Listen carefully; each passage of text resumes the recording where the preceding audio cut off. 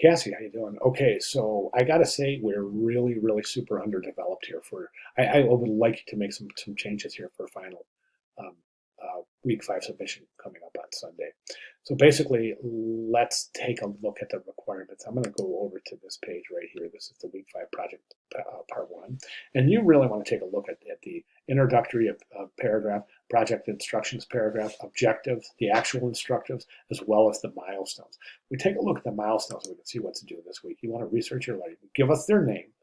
Give us the biography paragraphs. And this isn't designed. This is just a separate document or a separate page in the same document with the biography paragraphs, the biography information you're going to include, the photo you intend on using, and the dates and events of your timeline. Additionally, you want to create several thumbnail sketches of various layouts for both the front and the back. When I say several, I'm going to say that means at least 4. Right now, we only have 1. So we're really super underdeveloped here. We definitely want to provide more variety for Sunday's submission. Okay, let's go ahead and take a look at what you do have. So right now, I don't see a whole lot of meaning created here. So you have Ishgard Kazal, and then you just have the tagline. And I don't see any inherent meaning. So in other words, you're not really giving the viewer a glimpse into what this is about based on a cover. We see some great examples here.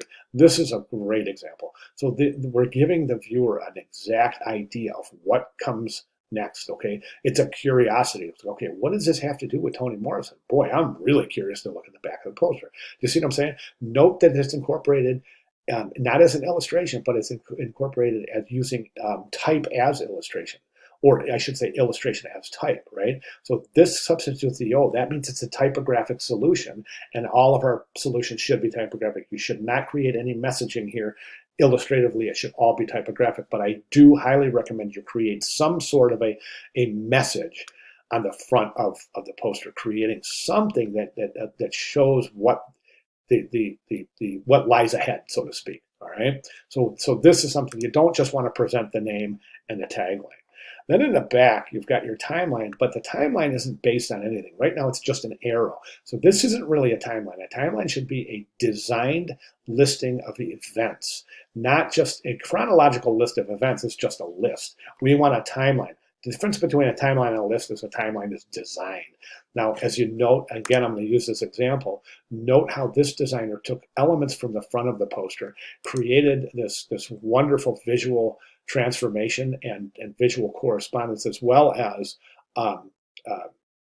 the connotative meaning, and kind of continued to the back by using elements from the front to assist in assembling the back.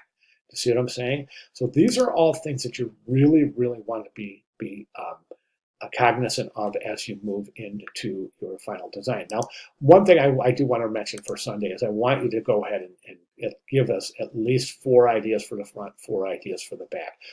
It is so highly recommended, Cassie, so highly recommended. You got to take a look at these 2 videos. I can promise you're going to come out of this with a much greater understanding and many more ideas if you take a look at these videos. This video here, I completely deconstruct 4 or 5 examples, really describing in great detail why they're successful and how the designer achieved success. So I highly recommend. Now, at the very least, we've got to get the rest of this submitted for Sunday. So at this point, I would say, if you have any questions, Cassie, please let me know. I'll be glad to make any necessary clarifications. Sound good? All right. Thanks, Cassie.